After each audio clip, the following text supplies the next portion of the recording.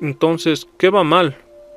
Para el autor, las instituciones extractivas son habituales en la historia de la humanidad porque tienen una lógica aplastante, generan cierta prosperidad limitada y al mismo tiempo se la reparte entre una pequeña élite.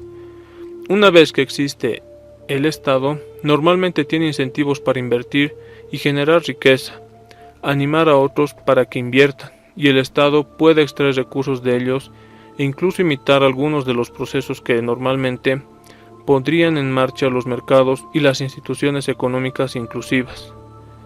En sí, las instituciones extractivas no incentivan los procesos de destrucción creativa, solamente generan, en el mejor de los casos, una cantidad limitada de avance tecnológico.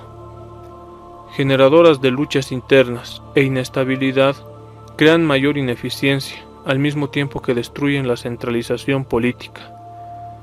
Así también puede revertirse la prosperidad de instituciones inclusivas que suelen revertirse.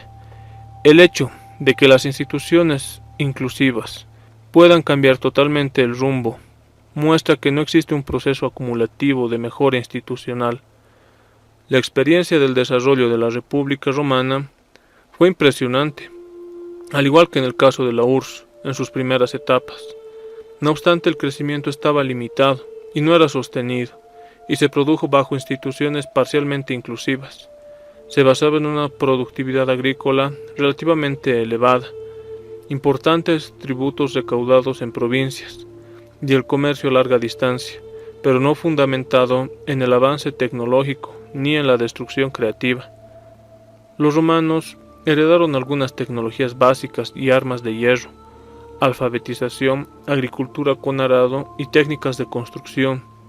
La aplicación de estas virtudes, entre otras, lograron que Roma se desempeñara como uno de los imperios más grandes de la historia. No obstante, se trataba de crecimiento sin destrucción creativa, como los derechos de propiedad, que se hicieron más inseguros, y los derechos económicos de los ciudadanos. Siguieron el declive de sus derechos políticos, el desarrollo económico también se redujo. El gran escritor romano Plinio el Viejo cuenta la siguiente historia. Durante el reinado del emperador Tiberio, un hombre inventó un tipo de vidrio irrompible y fue a ver al emperador, esperando una gran recompensa, cuando expuso su maravilla. El emperador le preguntó si se lo había enseñado a alguien más, a lo que respondió el inventor que no. Entonces lo mandó a matar, para que el valor del oro no se reduzca al del barro, según el emperador. El autor rescata dos cosas de esta historia. 1. El papel del Estado frente al control de la tecnología, porque el hombre no pensó en abrir una empresa con su invento, sino que tuvo que ir a presentárselo al emperador. Y 2. Tiberio se alegró de destruir la innovación por los efectos económicos adversos que habría tenido, según él. Este es el temor a los efectos económicos de la destrucción creativa. Parte de ello, la falta de innovación se debió a la prevalencia de la esclavitud, esto porque eran ellos quienes producían y posteriormente colonos semiserviles, que obviamente tenían pocos incentivos para innovar, puesto que sus amos y no ellos son quienes se beneficiarían de cualquier innovación, típico de sistemas basados en esclavitud y servidumbre. Otro ejemplo, problemas con las medias. En 1583, William Lee finalizó sus estudios para ser sacerdote en la Universidad de Cambridge, y al observar a su madre y hermana tejiendo, notó que se tardaba bastante para la producción de una prenda, y se preguntó que si 2 agujas hacían ese trabajo, tal vez podría ser que tejan más rápido con varias agujas. Este pensamiento cambió el mundo de la producción textil hacia la mecanización del mismo para siempre. Después de 6 años, tuvo lista su máquina de tejer medias. Ilusionado, viajó a Londres para entrevistarse con la reina Isabel I, para pedirle una patente, para que no copiaran su idea. La reina tuvo una reacción negativa. Se negó a otorgar una patente a Lee, porque consideraba que esa máquina podría tener efectos devastadores en sus súbditos. Según ella, les negaría empleos y optarían por la mendicidad. Lee probó fortuna en Francia, donde se le negó, al igual que con Jacobo I, sucesor de Isabel I, que se negó por las mismas razones, ¿no? La patente.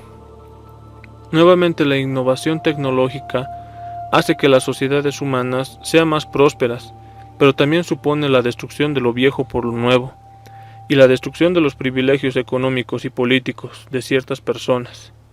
Sin embargo, el desarrollo, basado en instituciones extractivas, genera luchas políticas internas por el deseo de beneficiarse de la extracción.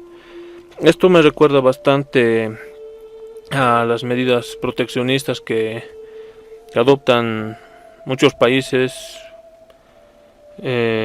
porque se piensa que lo primero que se va a destruir es las fuentes de empleos de un país, de una región, si es que va a comerciar con otro que produce de forma más barata, más eficiente algún producto. Por ejemplo, no sé, la producción de harina de trigo, que es bastante más eficiente en Estados Unidos que en cualquier país sudamericano. Entonces lo que tendemos a hacer es crear barreras y protecciones, aranceles, pero esto lleva a que en la economía los consumidores no puedan acceder a productos, no sé si de mejor calidad, pero sí a un mejor precio. Entonces, con una materia prima más económica, más barata tal vez, los consumidores podrían fabricar otros derivados. Se podría especializar en otras áreas. O también cuando se crea, por ejemplo, un puente y muchos barqueros o gente que se dedica a esa rama de cruzar, no sé, un río, lo primero que genera es que echen un grito al cielo, ¿no? Porque van a perder su única fuente laboral, que han estado ahí durante años, que no sé, tal vez sus antecesores, sus padres trabajaron ahí, y entonces ven amenazadas sus fuentes laborales.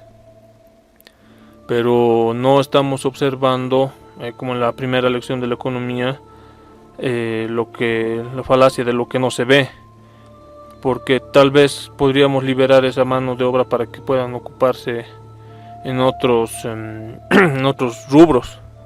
Podrían tal vez tomar lo que han ganado, o tal vez cruzar en otro lugar del río, o no sé, si es que un puente va a mejorar las condiciones de un poblado, tal vez podrían invertir en tierra y producir productos agrícolas, ¿no?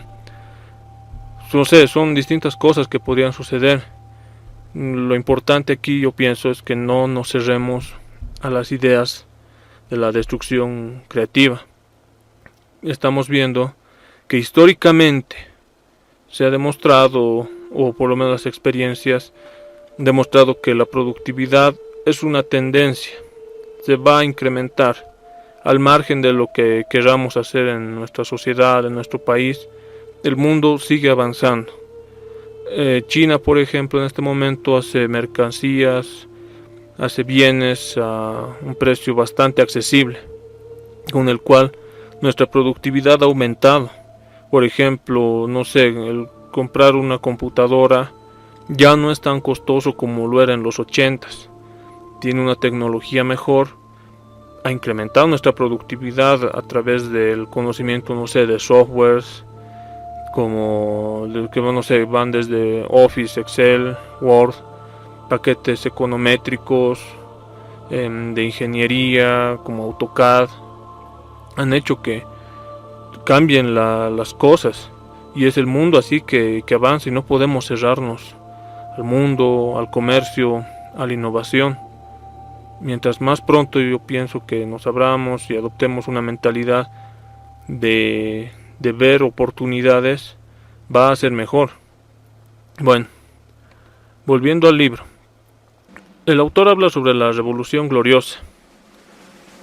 En Inglaterra, tras la victoria de la Revolución Gloriosa, la Declaración de los Derechos fue redactada en el Parlamento en febrero de 1689. fue leída a Guillermo mientras se le ofrecía la corona. Determinó la sucesión al trono de forma distinta a los principios hereditarios que regían en aquel entonces.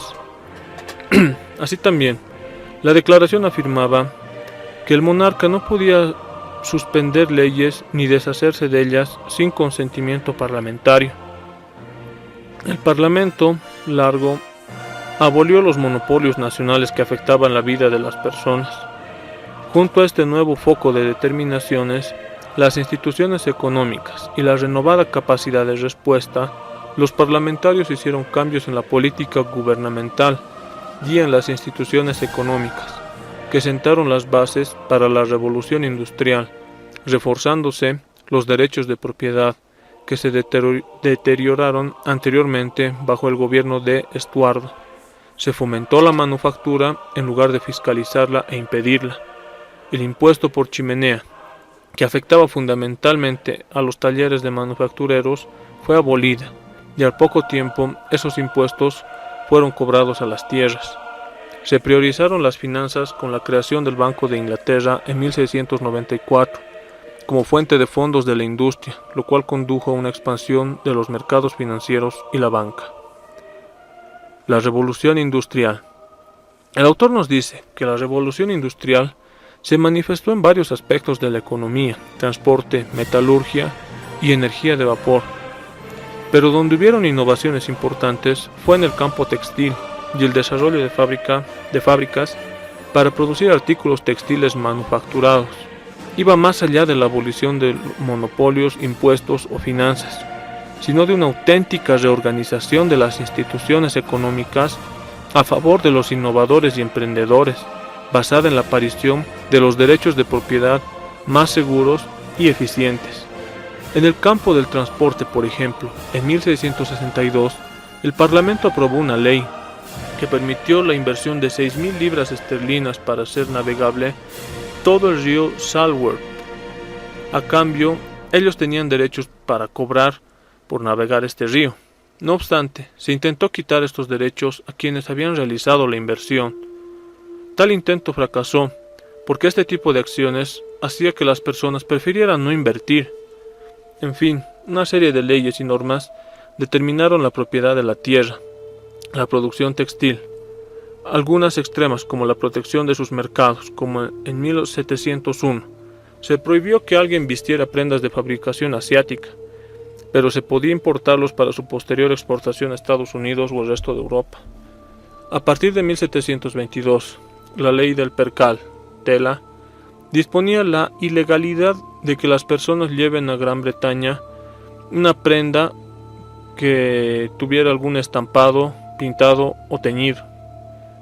Para el autor, la combinación de estas medidas, derechos de propiedad nuevos y mejorados, progreso de la infraestructura, cambio del régimen fiscal, mayor acceso a las finanzas y protección agresiva para comerciantes y fabricantes, comenzaron a surtir efecto, por lo que hubo un salto en el número de invenciones patentadas y el gran florecimiento del cambio tecnológico. La destrucción creativa redistribuye no solamente la renta y la riqueza, sino también el poder político. Fue la naturaleza inclusiva de las instituciones inglesas lo que permitió que se produjera ese proceso. Este proceso se dio en Inglaterra, porque el conflicto político entre el absolutismo y sus adversarios puso fin a los intentos de crear un absolutismo renovado y más opresor, sino que también confirió el poder a los que deseaban cambiar profundamente las instituciones de la sociedad. La Revolución Gloriosa implicó la aparición de un régimen nuevo, basado en pluralismo y orden constitucional. La prohibición de la imprenta. En 1445, en la ciudad alemana de Mainz, Johannes Gutenberg presentó su invento, la imprenta, basada en tipos movibles, hasta ese momento los libros debían ser copiados a mano por escribas. Ya se imaginan los altos costos que implicaba esto. Tras este intento, los libros eran más fáciles de adquirir. Sin este gran aporte a la educación y alfabetización no hubieran sido posibles. Esta maravilla se extendió al resto de Europa, pero en 1485 el sultán otomano Bayezid II emitió un edicto que prohibía a los musulmanes imprimir en árabe y fue reforzada todavía más por el sultán Selim I en 1515 y fue hasta 1727 cuando se permitió la primera imprenta en tierras otomanas, plagado de limitaciones como sus libros que debían ser cuidadosamente revisados por un grupo de 3 eruditos religiosos y legales, llamados los cadíes, por lo cual no hubo éxito en esta labor. Ya se imaginarán que solamente se puede imprimir libros religiosos que deben ser revisados solamente por 3 personas, entonces esto impedía la difusión de la educación, ¿no?, a través de los libros, en contraste del resto de Europa, ¿no? Esta oposición a la imprenta tuvo consecuencias para la alfabetización, educación y desarrollo económico. En 1800, solo entre el 2 y 3% de la población eran alfabetizados, mientras que en Inglaterra para ese tiempo el 60% de la población masculina y 40% de la población femenina estaban alfabetizados. En los Países Bajos y en Alemania tenían índices superiores incluso. Con esto podemos saber del poder absolutista y extractivista en tierras otomanas y su hostilidad a los libros por parte del sultán. Se debía a que los libros transmiten ideas y hacen que la población sea más difícil de controlar. Pueden, ¿por qué no?, incluso ser subversivas y cuestionar el statu quo político y orden social existente. Los libros reducen el poder de los que controlan el conocimiento oral, ya que este conocimiento es de más fácil acceso para cualquier persona que sepa leer. Esto amenaza el conocimiento controlado por las élites. Por ello, se prohibió las imprentas. Es evidente que la eliminación de mercados y creación de instituciones económicas extractivas son características del absolutismo, como en el caso del Congo. A pesar de que el rey podía beneficiarse de que los ciudadanos utilicen el arado para aumentar la producción, no obstante los habitantes comprendían que cualquier cosa que produjeran podía ser confiscada por un monarca absolutista y en consecuencia no tenían incentivos para invertir y utilizar una mejor tecnología. Claro, ¿quién va a querer invertir? Si nos ponemos a pensar, no sé, ¿quién va a querer comprar un departamento, una casa, un terreno, si es que no tienes ni siquiera propiedad de eso, de ese inmueble, ¿no? O incluso, ¿por qué tener hasta una computadora si es que ni eso vas a poder ser de tu propiedad? Vas a poder disponer como te parezca, ¿no? Prohibiciones como las de instalar fábricas u oposición a la construcción de vías férreas fueron propias de ciudades como Viena, bajo el mandato de Francisco I del Imperio de los Habsburgo, desde 1806 hasta su muerte en 1835. Su estrategia básica, oponerse al cambio, a cualquier cambio sin reconocer límite alguno a su poder y preservar el statu quo político. Una institución demasiado habitual. En África, la evolución del tráfico de esclavos, en lugar de hacer que la esclavitud africana se debilitara, simplemente condujo a una reorganización de los esclavos, que empezaron a usarse en África y ya no en América. Los patrones de las instituciones políticas que habían creado 2 siglos atrás no cambiaron. Guerras en Nigeria, durante la primera mitad del siglo XIX, generaron una oferta masiva de esclavos, sin considerar las rondas habituales de secuestros y condenas por parte de oráculos, así como redadas en menor escala. Es así que por temor al secuestro, muchos padres en Nigeria no dejaban que sus hijos jugaran afuera, por temor al secuestro de los mismos y que estos sean vendidos como esclavos. Al igual que la aparición del comercio legítimo, la colonización formal, tras la lucha por África, no destruyó la esclavitud, so pretexto que la esclavitud debía ser combatida y abolida. La colonización no hizo más que continuarla.